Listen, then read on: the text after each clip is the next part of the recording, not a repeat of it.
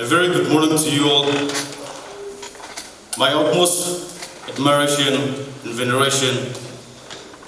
We thank each and every one of you all for making Ansu in celebrating another historic year and by completing its 43rd years. Never to forget our former leaders of Ansu, pioneers, countless intellectuals and personalities who molded, reshaped, and guided Ansu from the year 1979 until then, which will always remain endless and pretentious if to be mentioned. Students and youth are the strongest pillar of our society. Our future depends on how we contribute today. Therefore, it is imperative to identify, understand, and address the pertinent issues and challenges we face today.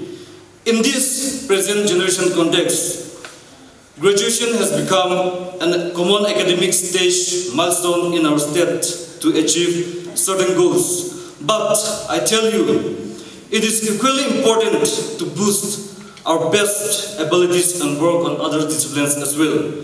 If we look at the recent Nagaland University exam result, 6,770 students appeared their examination, out of which 5,705 cleared their paper.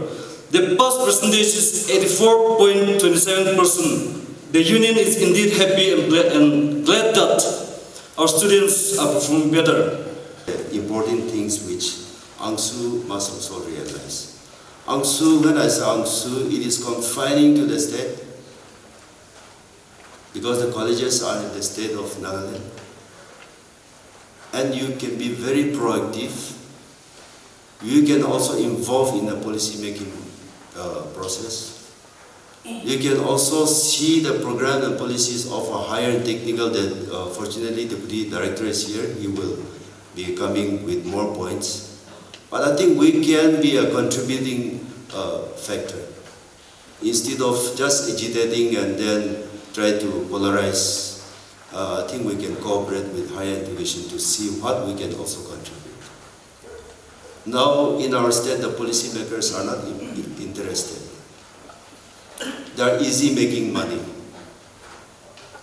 They hardly have any time for the schools and education. The other day I was discussing one of the army top officials in Nagaland. He said that I visited the interior schools.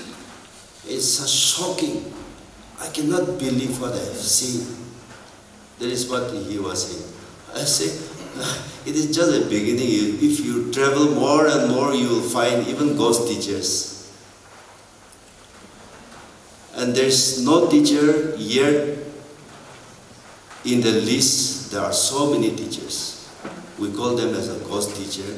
They can draw the salary, but they cannot teach. But despite all these things, our system is as such, we cannot change. We cannot even investigate. We cannot even terminate, remove those elements in our education. And here the students are suffering. Government college, government schools are suffering. Most of the teachers are concentrated in the towns and cities. And they will not go to school. But then there's no system that can put them into any accountable position. So this is one thing where Angsu can also give our attention. In our society, our governance is now zero. Because policymakers, by delivering good governance, they are not going to win and come back to the power. They only have to make money, and then election they have to manage the voters. That is their priority. If 60 of members come together conveniently without complaint, they can work for the next 5 years term. without any opposition in the house. And nobody will walk away from there because they all will get a share. And they will definitely come back because you and I, how do we enter? Because to enter, we also have to become one of them, but we don't have that privilege to be one of them. So these are some of the concerns that we have today. So we have to really work for it. The other day, I was speaking in the clean election campaign of the CPCC, sponsored by NDCC. I was telling that pastors and deacons that the one who buy vote and the one who sell vote, both are the murderers of democracy. But it's very convenient. System is not checking all those things. And publics are very comfortable, convenient. We are passing through a kind of mutual admiration society. We admire each other, we appreciate each other, we talk good about each other. And I stretch your back, you stretch my back, and then conveniently we are just comfortable, complacent. This is a society that we have today in our Naga society. We have nothing much to give to our students, friends who have achieved many things through their academic journey. However, just as token of our acknowledgement for the landmark you have achieved, the answer would like to acknowledge you with rewards of certificate. For that, I will request our guest speaker, Dr. If there is any guidance or friends or any toppers who are representing their friends on behalf or relative may come and accordingly receive the certificate on behalf. Okay. Mr. Kambek Padang, Philosophy Honors, BA from Mr. Susang Nim, 6.7. Mr. Supong Tongtang, Kongan. Miss Krubulu Chuzo. Mr. Impong Mabang, BSc Botany Honors. Mbali Ziliang, BSc Chemistry Honors from St. John College. Mr. Solomon Waish. Miss Vikitoli B. Agumi. Next, Miss Kika Samla. At the outset, I would like to thank our Almighty God who has made everything possible. I would also like to extend my special gratitude to the Angsu office bearers and all other dignitaries present for the warm welcome, for organizing the program, and also for giving me this opportunity to deliver my speech.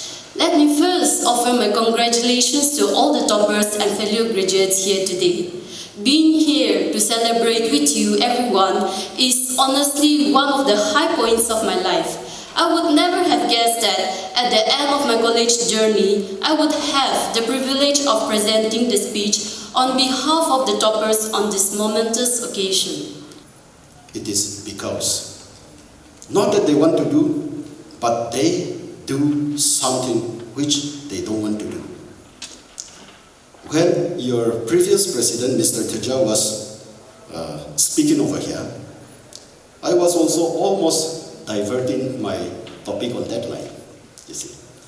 Now because we are now living in a highly corrupt, or I should say, a shameless society, I should say.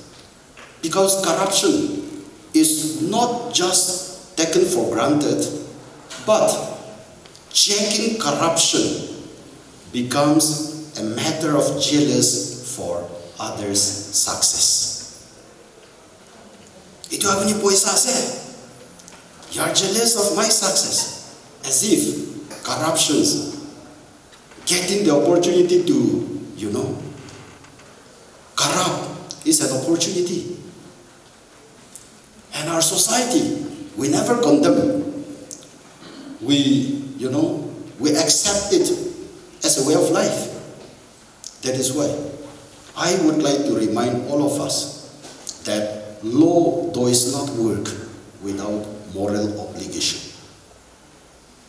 One time, UNDP, United Nations Development People, they wanted to work with me. And they said that they want to bring changes of economic policy and planning. We sat together, we had a discussion. They say that policy and planning we need to change. And I have said, no, policy is all right, planning is all right, there is nothing wrong in Nagaland. But what is wrong is we fail to implement the policies and the planning. Whatever is there. Because of this, you see, I would like to remind all of us, economic development begins with human mind and ends with the human mind. So it is the mindset. It is because of the system we fail to implement the policies and the planning which are there in the government. That is why we see, but many of us, we used to blame the wrong policies, the wrong planning. I don't see anything as such wrong. It is wonderful when you read all those policies and planning in the paper. Everything is, placed all right, but we fail to implement. Now you can recope this. Try to recover this through constant reading, constant search for knowledge with a sense of scientific temper. Always try to be inquisitive. Yes, I sympathize this batch from those who have joined Nagaland University or any other university, 1919 to 2020 to 2022. When Corona situation was improving, pandemic situation has improved. By the end of last year, the university, with the directive of University Grant Commission, decided to go offline. But unfortunately, some students went to the street saying that they should write online examination. And even that time, I saw ANSU playing a very proactive role in trying to stop them not to go on education. Because they know, and I know, university will never buckle under pressure. Because we are accountable to University Grant Commission. And the situation had improved drastically by that time. See, try to capitalize out of a very bad situation. And we said, yes, we will be very sympathetic, leaning towards the student community.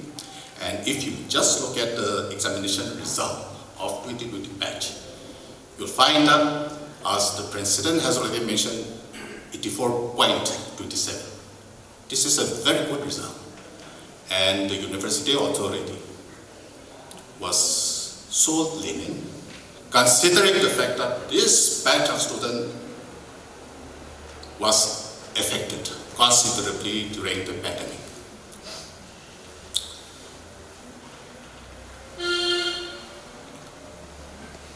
Having said that, I want to congratulate all the achievers of 2022 batch.